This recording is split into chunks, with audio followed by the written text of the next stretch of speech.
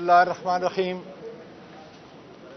آج میں پاکستان کی سب سے بڑی عدالت جس کے اندر سپریم جوڈیشل کونسل کا دفتر ہے، خان صاحب عمران خان کے حکم کے مطابق یہاں پہ آیا کہ 28/7 کو راجہ سکندر اور اس کے ذیلی الیکشن کمیشن کے ممبران کے خلاف جو میں نے ریفرنس دائر کیا تھا اس میں پیش رفت کیا ہے۔ اے میرے ملک کے لوگوں، اے وکلاء، ججز، آپ کو بتانا چاہتا ہوں کہ 49 سال سے میں ہائی کورٹ کے سینئر وکیل کی حیثیت سے انرول ہوں اور مجھ کو اجازت نہیں ہے کہ میں رجسٹرار صاحب کے پاس جا کر اس کا لیگل سٹیٹس جو ہے معلوم کر سکوں۔ اسی راجہ سکندر نے، اس کے ممبران نے میرے ملک کے نظام کو جیلی فارم 47 کے ذریعے جس طرح قومی مجرموں کو زرداری اور شریف خاندان جنہوں نے 40 سال سے اس ملک کا بیڑا غرق کیا ان کو مٹھایا ہے فیصلہ سازوں نے۔ بلی کو گوشت کا چوکیدار بنا دیا اور یہ توقع کرتے ہیں کہ اب ہمارا ملک جو ہے صحیح چلے گا۔ قاضی فائز عیسیٰ صاحب، بہت بڑی قرآن کی آیت ہے، فاحکم بین الناس بالحق، اس کے نیچے آپ بیٹھے ہوئے ہیں، لیکن آپ کے فیصلے، عامر فاروق کے فیصلے اور راجہ سکندر کا گٹھ جوڑ ہمارے بنیادی حقوق کو ختم کر دیا گیا۔ ہماری شخصی آزادی کو جو اس آئین کے تحت ہے، سب سے بڑا اختیار اس کا مجھے ہے، وہ ختم کر دیا گیا۔ آج یہ میرے پشت کے اوپر یہ عدالتیں آخری سسکیاں لے رہی ہے۔ 4 مہینے پہلے آپ کا نوٹیفیکیشن ہوا، لیکن منصور علی شاہ کا ابھی تک کوئی نوٹیفیکیشن نہیں ہو رہا۔ آج جیلی پارلیمنٹ کے ممبران کو اغوا کرنے کے لیے ہر حربہ استعمال کیا جا رہا ہے کہ کسی طریقے سے جس طرح جیلی 47 فارم کے ذریعے جیلی حکومت کو اور قومی مجرموں کو اوپر بٹھایا گیا، اسی طریقے سے 2/3 میجارٹی لے کر، جیلی 2/3 میجارٹی لے کر اس آئین کے ذریعے جو سارے پاکستان کے اقوام کا، ساری جماعتوں کا دستخطوں سے یہ قانون بنا، اس کو پاؤں تلے روت کر ججوں کی عمر میں زیادہ یا کمی کی جائے۔ بتانا چاہتا ہوں کہ پاکستان کے وکلاء،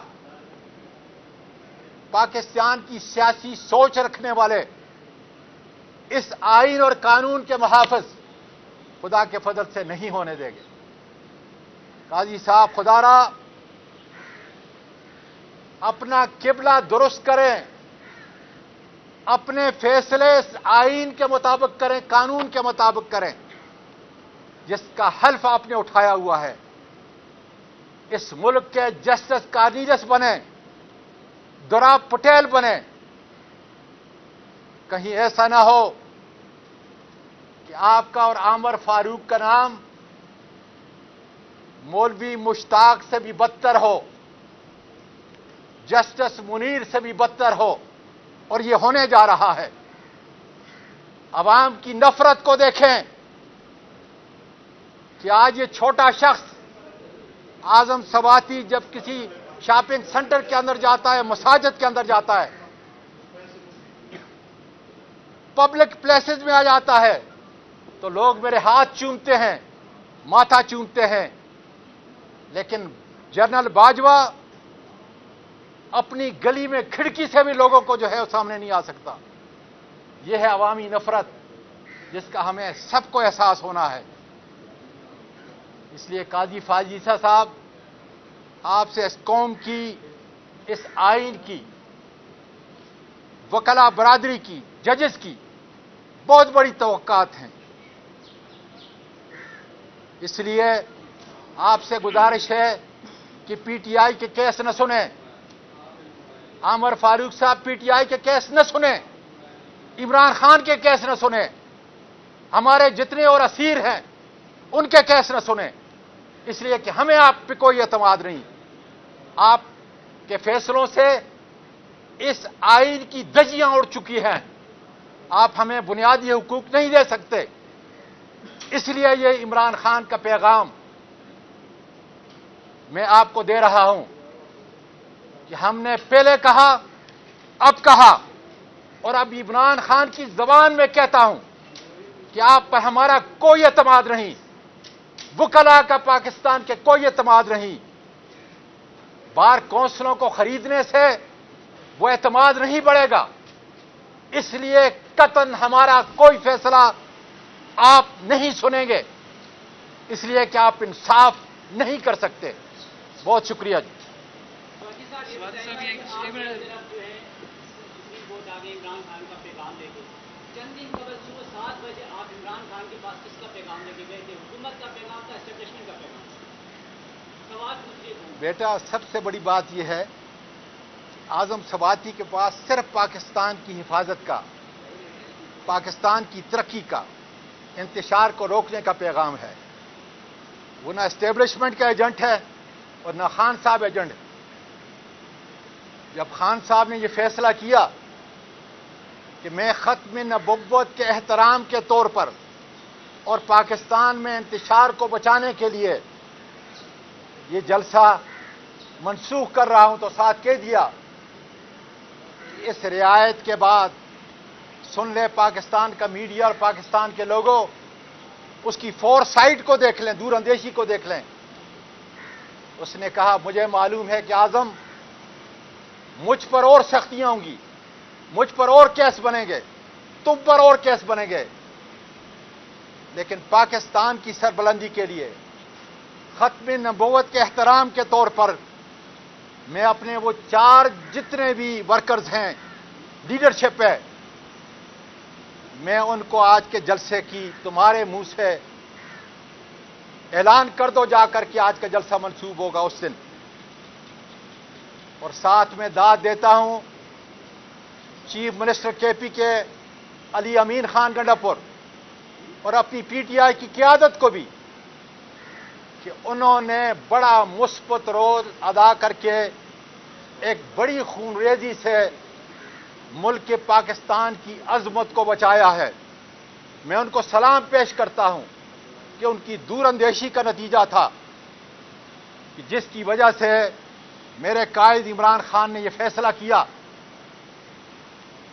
اور آج پاکستان خدا کے فضل سے اس فیصلے سے مثبت سمت کی طرف جائے گا، ہم امید رکھتے ہیں، تاکہ قومی مجرموں، چوروں، ڈاکوں کی حکومت ختم ہو، ہمارا مینڈیٹ واپس ہو اور ملک میں آئین اور قانون کی پاسداری ہو۔ سواتی صاحب، آپ نے کافی تعریف کی ہے علی امین گنڈاپور صاحب کی، جبکہ رات 12 بجے تک آپ ان کے ساتھ انتظامات کا جائزہ اور انتظامات کے لیے بزی تھے۔ 4-5 گھنٹوں میں ایسا کیا ہوا کہ اڈالہ جیل کے دروازے رولز کو بائی پاس کرتے ہوئے آپ کے لیے کھول دیے گئے، جبکہ آپ کے رہنما دن کی روشنی میں وہاں پر ملنے جاتے ہیں، ملنے نہیں دیا جاتا؟ دوسرا سوال میرا یہ ہے کہ ایک تو ملاقات آپ کی یہ کس نے کروائی، کیونکہ طاقتور حلقوں کی انوالومنٹ کے بغیر تو نہیں ہو سکتی؟ دوسرا یہ کہ جلسہ ملتوی کرنے کے لیے آپ کو کیا آفر کیا گیا اور ملتوی کروا کے کیا فوائد حاصل کیے گئے ہوں گے؟ میں نے تو عمران خان کا پیغام آپ کے سامنے کر دیا کہ یہ کوئی بارگین نہیں تھی۔ جس نے بھی فیسیلیٹیٹ کیا وہاں پہنچانے میں سمجھتا ہوں ایک مثبت عمل ہے پاکستان کے لیے، پاکستان کے نظام کو بچانے کے لیے۔ اور پھر عمران خان یا میں کسی خوش فہمی میں مبتلا نہیں ہے کہ جلسہ منسوخ ہونے کی وجہ سے ہمیں کوئی رعایت دی جائے گی. ہم صرف ایک چیز چاہتے ہیں پاکستان میں. میرا لیڈر ایک چیز چاہتا ہے, قانون اور آئین کی پاسداری ہو. ہمیں اب بھی کیس اپنے جتنے جیلی کیس ہم پہ بنائے گئے ہیں ہم فیس کریں گے. عمران خان خدا کے فضل سے جیل کی صعوبتیں برداشت کرے گا, ہمیں کوئی رعایت نہیں چاہیے. لیکن خدا را اس ملک پاکستان کو جو سب کا ملک ہے, فیصلہ سازوں کا ملک ہے, انہوں نے حلف اٹھایا ہوا ہے کہ اس ملک کو بچانے کے لیے ہمیں صرف قانون اور آئین کی پاسداری چاہیے جس سے یہ ملک بچ سکے گا.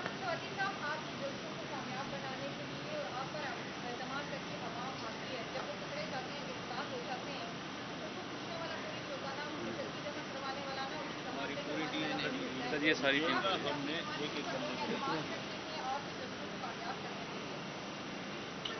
اللہ تعالیٰ کا شکر ہے, میری بیٹی, اللہ تعالیٰ کا شکر ہے